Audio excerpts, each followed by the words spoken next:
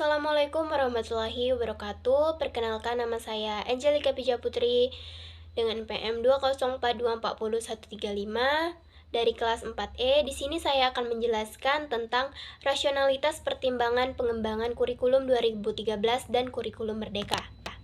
Yang pertama, saya akan menjelaskan tentang rasionalitas pengembangan kurikulum merupakan dasar pemikiran atau alasan logis yang melatar belakangi penyusunan dan perubahan suatu kurikulum dengan sistem pendidikan.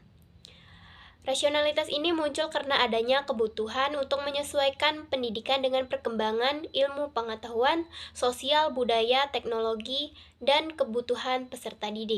Lalu ada pengertian rasionalitas pengembangan kurikulum 2013. Kurikulum 2013 dikembangkan sebagai penyempurnaan dari kurikulum sebelumnya, yaitu KTSP 2006. Perubahan ini dilakukan karena sistem pendidikan perlu menyesuaikan diri dengan perkembangan zaman, khususnya pada tantangan globalisasi, perkembangan teknologi. Kurikulum 2013 dirancang untuk membentuk peserta didik yang tidak hanya cerdas secara akademik, tetapi juga memiliki karakter yang baik.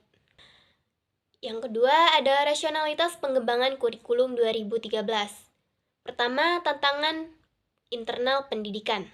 Salah satu alasan pengembangan kurikulum 2013 adalah adanya tantangan internal dalam sistem pendidikan nasional, seperti kualitas pendidikan yang belum merata, kurangnya penekanan pada pembentukan karakter, pembelajaran yang masih berpusat pada guru, kurangnya keterampilan berpikir kritis pada siswa. Yang kedua, tantangan eksternal. Perkembangan dunia yang sangat cepat menuntut sistem pendidikan untuk menghasilkan generasi yang siap menghadapi perubahan global. Tantangan eksternal tersebut meliputi globalisasi, perkembangan teknologi informasi, persaingan dunia kerja, serta perubahan sosial dan budaya. Selanjutnya, yang ketiga, penguatan pendidikan karakter. Kurikulum 2013 juga dikembangkan dengan tujuan memperkuat pendidikan karakter. Hal ini sangat penting karena pendidikan tidak hanya berfokus pada pengetahuan, tetapi juga pada pembentukan sikap dan nilai moral. Dalam kurikulum 2013 terdapat penekanan pada 3 aspek utama kompetensi, yaitu yang pertama sikap, kedua pengetahuan, ketiga keterampilan. Lalu ada perubahan pendekatan pembelajaran. Kurikulum 2013 menggunakan pendekatan saintifik ilmiah dalam proses pembelajaran.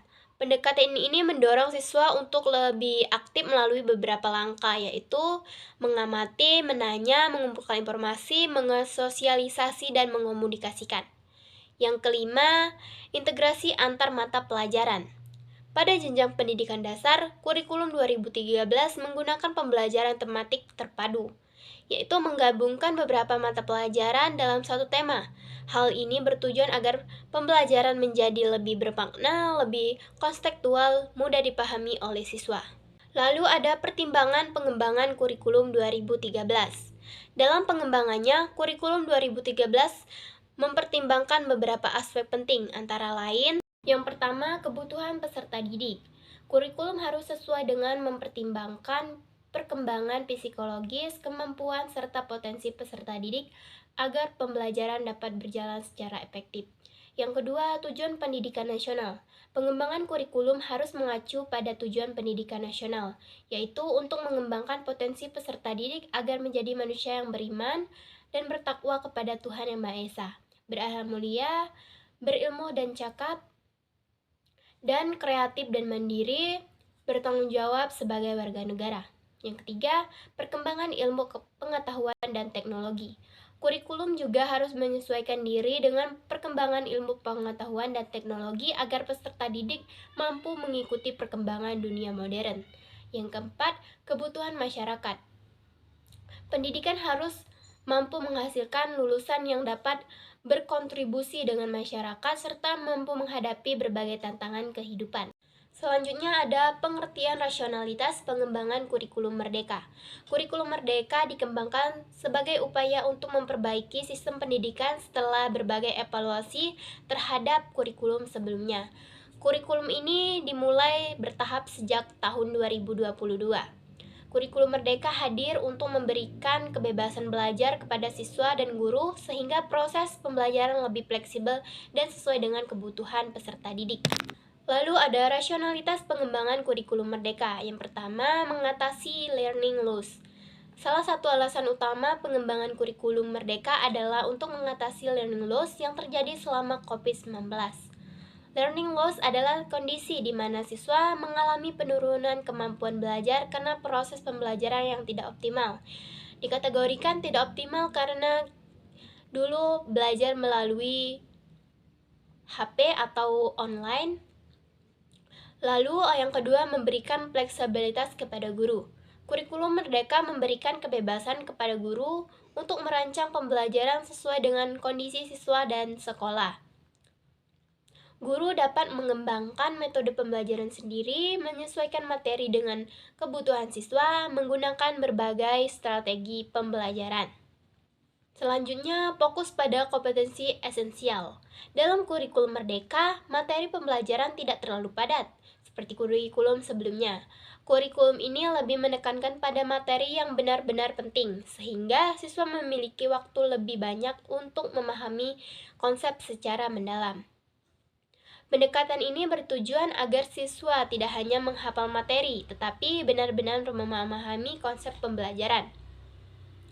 Yang keempat ada penguatan profil pelajar Pancasila. P5 atau yaitu profil pelajar Pancasila terdiri dari 6 dimensi, yaitu beriman, bertakwa kepada Tuhan Yang Maha Esa, dan berakhlak mulia. Yang kedua, berbineka global. Yang ketiga, gotong royong. Keempat, mandiri. Kelima, bernalar kritis. Yang keenam, kreatif. Nilai-nilai tersebut ditanam melalui berbagai kegiatan pembelajaran dan proyek.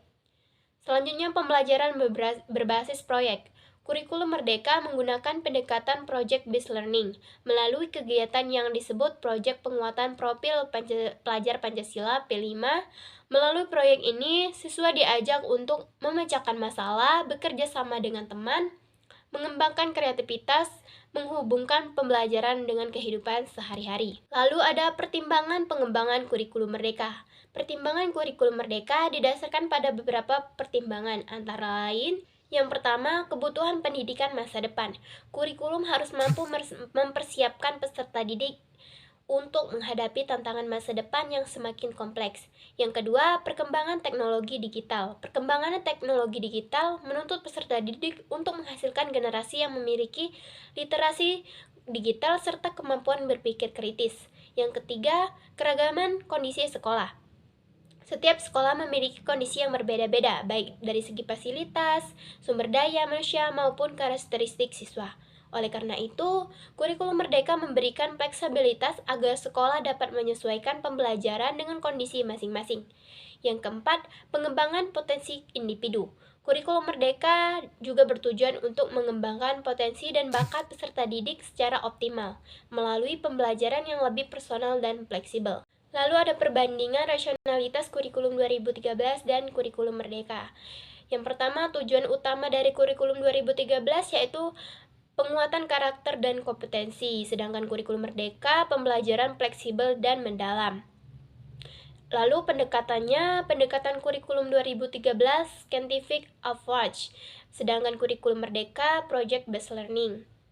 Untuk materi kurikulum 2013 cukup padat, sedangkan kurikulum Merdeka lebih sederhana dan esensial. Lalu peran guru. Peran guru dalam kurikulum 2013 mengikuti struktur kurikulum yang sudah ditentukan, sedangkan kurikulum Merdeka lebih bebas mengembangkan pembelajaran.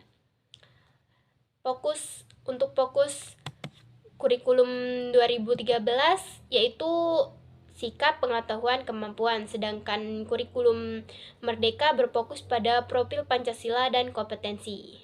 Baiklah, itulah materi yang dapat saya sampaikan. Lebih dan kurangnya saya mohon maaf. Saya akhiri. Wassalamualaikum warahmatullahi wabarakatuh.